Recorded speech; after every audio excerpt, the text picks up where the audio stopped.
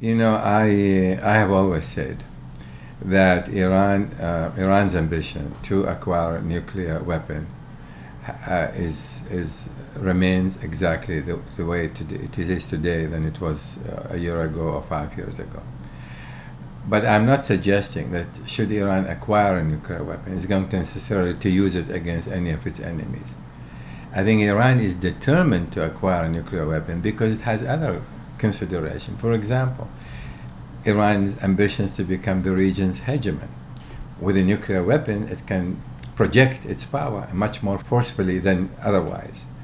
Iran has, you might say, even legitimate security concerns. It is surrounded by enemies, including some who have nuclear weapons, like Pakistan.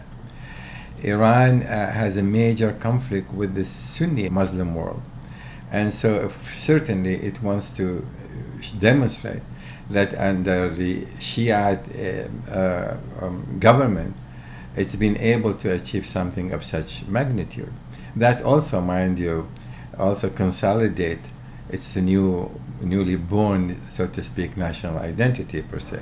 Another reason, obviously, they want to neutralize Israel's advantage when it comes to nuclear weapons. They can also use it to intimidate its neighbors. And that too, another consideration. So when you look at all of these elements, you must come to the conclusion that Iran will never give up on trying to acquire nuclear weapons, and if not this year, in 2 years, 5 years, but they will do so.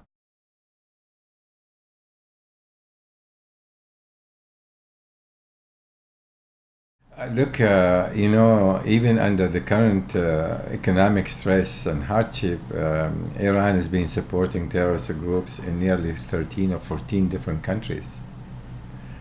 Not to speak of support of Hamas, support of Hezbollah, support of rebels, just about everywhere. So you just imagine this, with more money at its disposal, Iran will be in a much better position to provide more funding, more support, more assistance to various terrorist groups. And as long, and this is important to keep in mind, as long as the United States did not link, and was, I should say, unable to link Iran's activities throughout the region in that regard, then there is nothing is going to stop Iran from continuing to do what it's been doing. Moreover, Iran's major interest in maintaining its influence in Iraq, its influence in Syria, its influence in Lebanon is very critical.